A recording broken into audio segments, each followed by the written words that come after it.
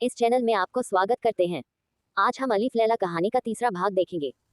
शहरजाद ने कहा, प्राचीन काल में एक अत्यंत धनी व्यापारी बहुत सी वस्तुओं का कारोबार किया करता था। यद्यपि प्रत्येक स्थान पर उसकी कोठियां, गुमाश्ते और नौकर चाकर थे, तथापि वह स्वयं भी व्यापार के लिए देश विदेश की यात्रा किया करता था। एक बार उसे किसी विशेष कार्य के लिए अन्य स्थान पर जाना पड़ा। वह अकेला घोड़े पर बैठकर चल दिया। गंतव्य स्थान पर खाने पीने को कुछ नहीं मिलता था, इसलिए उसने एक खुर्जी में कुलचे और खजूर भर लिए। काम पूरा होने पर वह वापस लौटा।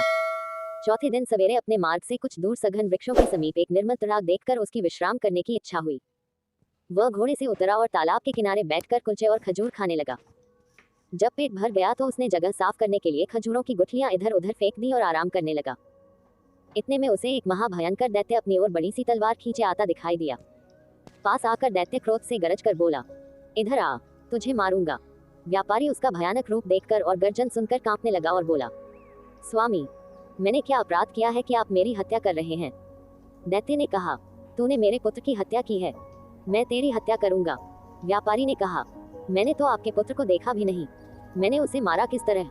दैत्य बोला, क्या तू अपना रास्ता छोड़कर इधर नहीं आया? क्या तूने अपनी झोली से निकालकर खजूर नहीं खाए और उनकी गुठलियां इधर उधर नहीं फेंकी? व्यापारी ने कहा, आपकी बातें ठीक हैं, मैंने ऐसा ही किया है। दैत्य ने कहा, जब तू गुठलियां फेंक रहा था तो इतनी जोर से फेंक रहा था कि एक गुठली मेरे बेटे की आंख में लगी और बेचारे का उसी समय प्राणांत हो गया। अब मैं तुझे मारूंगा। व्यापारी बोला, स्वामी, मैंने आपके पुत्र को जानबूझकर तो मारा नहीं है, फिर मुझसे जो भूल हो गई है उसके लिए मैं आपके पैरों पर गिरकर क्षमा मांगता हूँ। दैत्य ने कहा, मैं न दया करना जानता हूँ न क्षमा करना, और क्या खुद तुम्हारी शरीयत में नरवत के बदले नरवत की आज्ञा नहीं दी गई है? मैं तुझे मारे बगैर नहीं रहूंगा। ये कहकर दैत्य ने व्यापारी की बांह पकड़कर उसे पृथ्वी पर गिरा दिया और उसे मारने के लिए तलवार उठाई। व्यापारी अपने स्त्री पुत्रों की याद कर करके विलाप करने लगा। साथ ही ईश्वर और पवित्र आत्माओं की सौगंध दिला दिलाकर दैत्य से अपने प्राणों की भिक्षा मांगने लगा। दैत्य ने यह सोचकर हाथ रोक लिया कि जब ये थककर हाथ पांव पटकना बंद कर देगा तो इसे मारूंगा, लेकिन व्यापारी ने रोना पीटना बंद ही नहीं किया। अंत में दैत्य ने उससे कहा, तू बेकार ही अपने को और मुझे तंग कर रहा है। तू अगर आंसू की जगह आंखों से खून बहाए तो भी मैं तुझे मार डालूंगा। व्यापारी ने कहा, कितने दुख की बात है कि आपको किसी भांति मुझ पर दया नहीं आती। आप एक दीन निष्पाप मनुष्य को अन्यायपूर्वक मारे डाल रहे हैं और मेरे रोने गिड़गिड़ाने का आप पर कोई प्रभाव नहीं होता। मुझे तो अब भी विश्वास नहीं होता कि आप मुझे मार डालेंगे। दैत्य ने कहा, नहीं, निश्चय ही मैं तुम्हें मार डालूंगा। इतने में सवेरा हो गया। शहरजाद इतनी कहानी कहकर चुप हो गई। उसने सोचा, बादशाह की नमाज पढ़ने का समय हो गया है और उसके बाद वह दरबार को जाएगा। दुनियाजाद ने कहा, बहन, ये कितनी अच्छी कहानी थी। शहरजाद बोली, तुम्हें ये कहानी पसंद है? अभी तो कुछ नहीं, आगे तो और भी आश्चर्यप्रद है। तुम सुनोगी तो और भी खुश होगी। अगर बादशाह सलामत ने आज मुझे जीवित रहने दिया और फिर कहानी कहने की अनुमति दी तो कल रात मैं तुम्हें शेष कथा सुनाऊंगी, वरना भगवान के पास चली जाऊंगी। शहरयार को भी यह कहानी बेहद पसंद आई थी। उसने विचार किया कि जब तक कहानी पूरी न हो जाए शहरजाद को नहीं मरवाना चाहिए, इसलिए उसने उस दिन उसे प्राणदंड देने का इरादा छोड़ दिया। पलंग से उठकर वह नमाज पढ़ने गया और फिर दरबार में जा बैठा। शोक कातर मंत्री भी उपस्थित था। वह अपनी बेटी का भाग्य सोचकर सारी रात न सोया था। वह प्रतीक्षा में था कि शाही हुक्म हो तो मैं अपनी बेटी को ले जाकर जल्लाद के सुपुर्द करूं, किंतु उसे यह देखकर आश्चर्य हुआ कि बादशाह ने यह अत्याचारी आदेश नहीं दिया। शहरयार दिन भर राजकाज में व्यस्त रहा और रात को शहरजाद के साथ सो रहा। एक घड़ी रात रहे दुनियाजाद फिर जागी और उसने बड़ी बहन से कहा कि यदि तुम सोई नहीं तो वह कहानी आगे कहो। शहरयार भी जाग गया और बोला, ये ठीक कहती है, मैं भी व्यापारी और दैत्य की कहानी सुनना चाहता हूँ, तुम कहानी को आगे बढ़ाओ। शहरजाद ने फिर कहना शुरू किया। जब व्यापारी ने देखा कि दैत्य मुझे किसी प्रकार जीवित न छोड़ेगा तो उसने कहा, स्वामी, यदि आपने मुझे वध्य समझ ही लिया है और किसी भांति भी मुझे प्राण दान देने को तैयार नहीं है तो मुझे इतना अवसर तो दीजिए कि मैं घर जाकर अपने स्त्री पुत्रों से विदा ले लूं और अपनी संपत्ति अपने उत्तराधिकारियों में बांट आऊं, ताकि मेरे पीछे उनमें संपत्ति को लेकर लड़ाई झगड़ा न हो। मैं प्रतिज्ञा करता हूँ कि यह सब करने के बाद मैं इसी स्थान पर पहुँच जाऊंगा। उस समय आप जो ठीक समझे वह मेरे साथ करें। दैत्य ने कहा, यदि मैं तुम्हें घर जाने दूं और तुम वापस न आओ फिर क्या होगा? व्यापारी बोला, मैं जो कहता हूँ उससे फिरता नहीं। फिर भी यदि आपको विश्वास न हो तो मैं उस भगवान की, जिसने पृथ्वी आकाश आदि सब कुछ रचा है, सौगंध खाकर कहता हूँ कि मैं घर से इस स्थान पर अवश्य वापस आऊंगा। दैत्य ने कहा, तुम्हें कितना समय चाहिए? व्यापारी ने कहा, मुझे केवल 1 वर्ष की मोहलत चाहिए, जिसमें मैं अपनी सारी जायदाद का प्रबंध करके आऊं और मरते समय मुझे कोई चिंता न रहे। मैं प्रतिज्ञा करता हूँ कि वर्षोपरांत मैं इसी स्थान पर आकर स्वयं को आपके सुपुर्द कर दूंगा। दैत्य ने कहा, अच्छा, मैं तुम्हें 1 वर्ष के लिए जाने दूंगा, किंतु तुम ये प्रतिज्ञा ईश्वर को साक्षी देकर करो। व्यापारी ने ईश्वर की सौगंध खाकर प्रतिज्ञा दोहराई और दैत्य व्यापारी को उसी तालाब पर छोड़कर अंतर्ध्यान हो गया। व्यापारी अपने घोड़े पर सवार होकर घर को चल दिया। रास्ते में व्यापारी की अजीब हालत रही। कभी तो वह इस बात से प्रसन्न होता कि वह अभी तक जीवित है और कभी 1 वर्ष बाद की निश्चित मृत्यु पर शोकातुर हो उठता था। जब वह घर पहुंचा तो उसकी पत्नी और बंधु बांधव उसे देखकर प्रसन्न हुए, किंतु वह उन लोगों को देखकर रोने लगा।